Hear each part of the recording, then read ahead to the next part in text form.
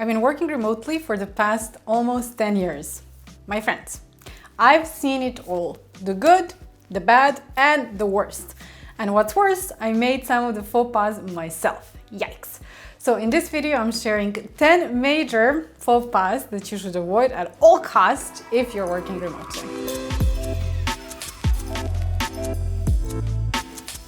My name is Jelena and I'm a VP of product in a cool startup during the work week, and on weekends I share my passions for product management, personal productivity and remote work on this channel. If this is something that you're interested in, please consider subscribing. The physical office culture has evolved over so many years, and it's pretty clear what's acceptable and what's less acceptable. But the remote office is quite a new thing. Only during the pandemic, remote work has become more mainstream and more widely accepted, while before the pandemic, it was not really as widely accepted as after. Since working remotely is a new thing, the culture of working remotely is not so clear. Those of us who have been doing this for so many years kind of developed our own culture and etiquette for remote work. So in this video, I'm sharing 10 pretty major faux pas that you want to avoid making at all costs when working remotely. So let's dive in. Number 1, pinging your coworkers at odd hours. When you're working remotely, chances are your coworkers are in time zone different from the one you're in. In my company, there is people from 13 countries from Bali to California, so of course we all work in different time zones. While I generally would recommend to most people to turn off all their phone notifications, I do sometimes like to leave my Slack notifications on, because in the past there were serious urgent things to sort out on our production, and it was important for me to be there to help solve them. However, what I don't like is receiving multiple completely unimportant pings from my colleagues. So when you're texting your teammates on Slack, be mindful of their time zone. Slack actually has 2 great features to help you out. First, you can clearly see what is the time zone of your colleague before you message them. And more importantly, the second feature they have is to schedule messages to your colleagues. So you can type whatever you like and then schedule a message to be delivered when your colleague is actually back online. Number 2, scheduling unnecessary meetings. Let's be honest, the last thing any of us need or want is more meetings. In a remote company, the fact is that meetings are far more exhausting because they happen on Zoom rather than in person. Zoom, honestly, I feel drains energy. And if draining your own energy and time is not enough, then just think about the cost of each meeting. Calculate the price of each person's hourly wage and you'll get the cost of each meeting. So you need to ask yourself, is it really worth it? So before you jump to set up yet another meeting, ask yourself if the topic of the meeting can be actually discussed on Slack, async in Notion, or if it could be honestly just an email, because I've been in so many meetings that could have in a single email thread. Number 3, not using the mute button.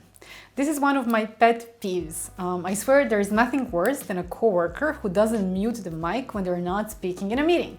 There is always some background noise coming, which is distracting and energy draining for everyone who is on the call. So get in the habit of muting your mic when you're not speaking. All it takes is a single click. Number 4, not turning on your camera. Connecting to people remotely and truly building a respectful relationship with people you never met in real life is quite challenging. It's honestly nothing short of science fiction, if you ask me. But it's really hard to build these relationships when you're talking to a rectangle on the screen. Communication is not just the voice of a person, but their body language, their facial expressions. While seeing and reading those is not ideal on a video call, some input of this sort is still helpful to communicate more effectively. If you want to be heard and you want to connect to your teammates, turn that camera on. Number 5, having meetings from noisy places. In the last 10 years, I participated in some seriously weird meeting situations. People taking meetings from their cars, that used to happen a lot in our company, these days less. Noisy streets. I've even seen multiple restaurants and cafes around the globe without actually having left my own house. I'm not Miss Perfect in this department myself. I've taken weird calls from weird places as well, such as a pool bar in Mykonos. Let's just be clear, Mykonos and the pool bar is not very work-friendly. If you think just a bit about human psychology, it becomes pretty clear why it's important to take your calls from a quiet and a professional place. Even though you might be the most professional person out there, taking your business call from a pool bar in Mykonos won't really leave a professional impression on the people you're having a meeting with. So find a quiet and work-appropriate corner to have your meetings from. Number 6, writing novels on Slack. Look, I'm a lazy person. We all are, because we're human. I do not have time or interest in reading stream of consciousness on Slack.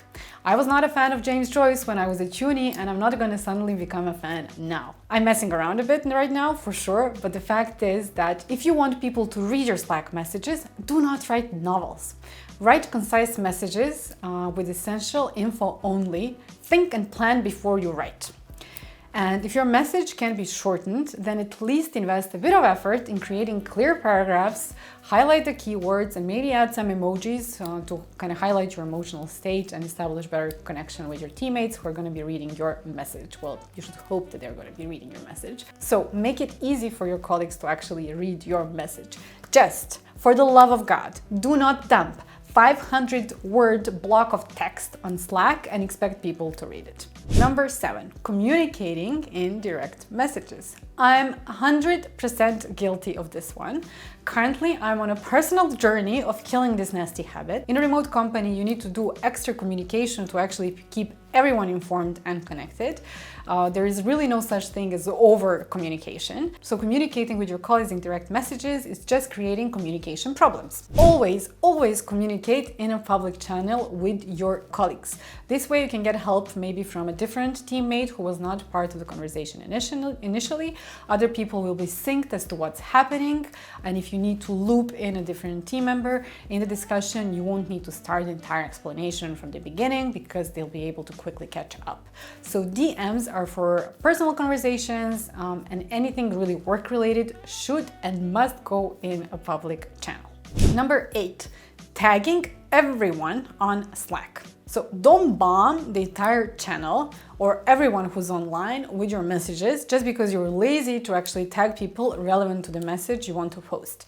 Keep in mind that an average person is distracted every 11 minutes at work, and it takes actually 15 minutes to regain focus.